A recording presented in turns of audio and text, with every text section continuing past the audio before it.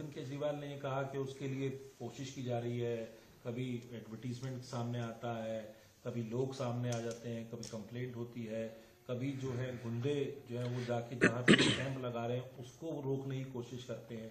तो ये भी वो बात कह रहे हैं जो बड़ी तथाकथित तौर पे बड़ी चर्चित स्कीम दिल्ली में। देखो, कोई भी स्कीम में जिसमें आप फ्री में पैसा बांटेंगे वो चर्चित हो जाएगी, उसमें क्या है। आप मैं बाहर भंडारा लगा दूं, भीड़ लग जाएगी। तो बात ये नहीं, स्कीम में कोई भी फ्री में पैसा बांटे। देखिए क्या है, इन्होंने कोई महीने भर पहले या 20-25 दिन पहले अनाउंस किया कि दिल्ली की हर महिला को 21 रुपए महीना ये सरकार देगी जब चुनाव जीत कर आएंगे। ठीक है साहब, कोई भी पार्टी वायदा करे, वायदा करना हर पार्टी का अधिकार है। आप वायदा करिए, वायदा पूरा होगा नहीं होगा आप और जनता के बीच में है। हम लोगों ने लेकिन यह सवाल उठाया कि इसी तरीके की स्कीम आपने पंजाब में 2.5 साल 3 साल पहले जब चुनाव जीते थे, और चुनाव जीतने के समय आपने कहा था कि हम पंजाब के हर महिला को शायद 1500 रुपए था, मुझे ठीक से अमाउंट नहीं मालूम है, ऐसा कुछ था, हर महीने उनकी जेब में हम देंगे। वहां तो दी नहीं, आज तक 1 रुपया नहीं दिया। तो वाजिब सवाल था कि साहब इसका मतलब है पंजाब में जब आप इतना बड़ा धोखा कर सकते हैं, दिल्ली में क्यों नहीं, हम क्यों आपको मान लें। और हम बार बार दिल्ली की महिलाओं से कह रहे थे कि इनका विश्वास मत करना, पंजाब की वोटरों को उन्होंने धोखा दिया, आपके साथ भी धोखा देंगे। और दूसरी बात है कि अगर पंजाब में नहीं दे पाए तो दिल्ली में दे देते। आप तो कहते हैं ना कि आपके पास बहुत पैसा है सरकार में, आप दिल्ली में दे रहे थे, दिल्ली में भी आपने नहीं दिया। एंड चुनाव के 15 दिन पहले सिर्फ चुनाव के लिए आपने ये स्कीम अनाउंस की।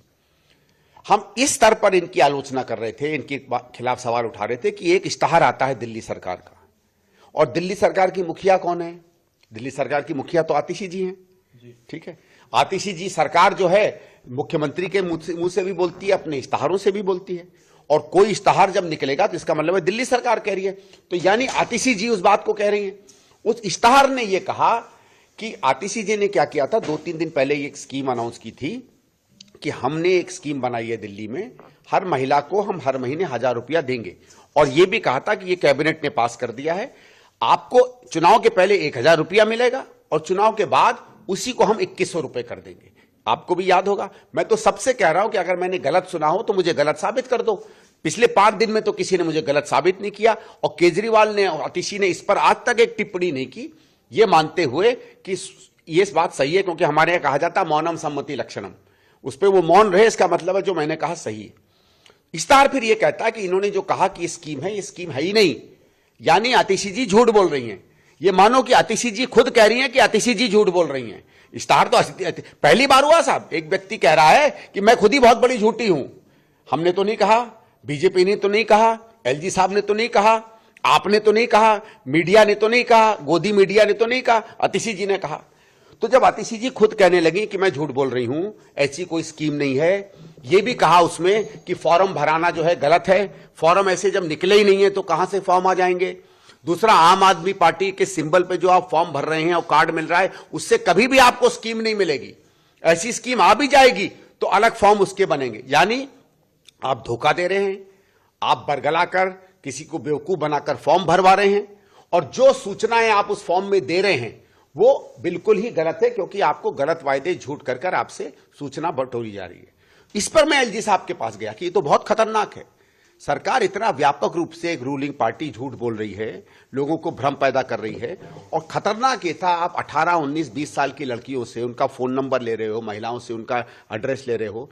रोज साहब इश्तहार आता है सरकार का और डिपार्टमेंट का कि साहब किसी को फोन नंबर मत दीजिए, किसी को अपना नाम मत बताइए, कोई अगर ऐसा फोन कॉल आए जिसको आप नहीं जानते हैं सूचना मत दीजिए, क्योंकि आपके साथ कुछ भी हो सकता है। और देखा गया है, लड़कियों की बेचारियों के नंबर ले लिए जाते हैं, उसमें अश्लील मैसेज आ जाते हैं, या उनकी जानकारियां ली जाती हैं, या बैंकों से पैसा निकाल लिया जाता है।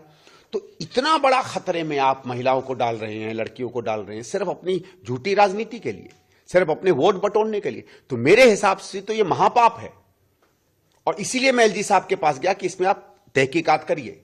और स्वागत है, मैंने एलजी साहब से यह नहीं कहा कि बिना तहकीकात करे एक्शन लें, तहकीकात करें। अगर लगे कि जो मैं आरोप लगा रहा हूं सही है तो फिर आप एक्शन लें, और एक्शन 3 मैंने मांगे हैं। एक, उन लोगों पर सजा होनी चाहिए जिन्होंने धोखाधड़ी की है। दूसरा, क्योंकि मैं कह रहा हूं ये धोखाधड़ी है, अभी ये सारे काम रुकवाए जाए जिसमें और महिलाएं इसमें बेवकूफ ना बने। और तीसरा, अगर ये मेरा बात सही मानी जाती है तो फिर सूचना आपने झूठ में इकट्ठा की है, तो सूचना जिस संपत्ति में है उन फॉर्म में वो जब्त किया जाए, वापस लिया जाए। सर, आखिरी और महत्वपूर्ण सवाल, पहली बार हम देख रहे हैं कि अब जो अरविंद केजरीवाल केजरीवाल पूर्व मुख्यमंत्री हैं, उन्होंने सीधे तौर पे आपका नाम लिया है, चर्चा में बात आई है, अब आमने सामने आ गए। ऐसा क्या वजह लग रही है आपको कि अब जो है वो आपका नाम लिया जा रहा है? साहब मेरा केजरीवाल भी नई दिल्ली से नहीं, वो उनकी आदत है, किसी का नाम ले लें। पहले शीला जी का नाम लिया करते थे, बड़े आरोप लिए घूमते थे, सारे के सारे औंधे मुंह गिरे। कभी चिदम्बरम साहब का नाम लेते थे, कभी शरद पवार जी का नाम लेते थे, कभी सम्मानित सोनिया जी का नाम लेते थे, सबके सब औंधे मुंह गिरे। क्या हुआ भाई उनका, इनके इल्जामों का? बल्कि इन्होंने तो और पार्टियों के खिलाफ भी 50 इल्जाम लगाए। आज मुझे बताओ, इन्होंने एक चींटी तक को जेल में डाला है? कांग्रेस के कार्यकर्ता और नेता छोड़ दो। तो झूठे बयान लेना और लोगों पे हमला करना इनकी एक फितरत रही है, मैं उसमें नहीं जाता हूं।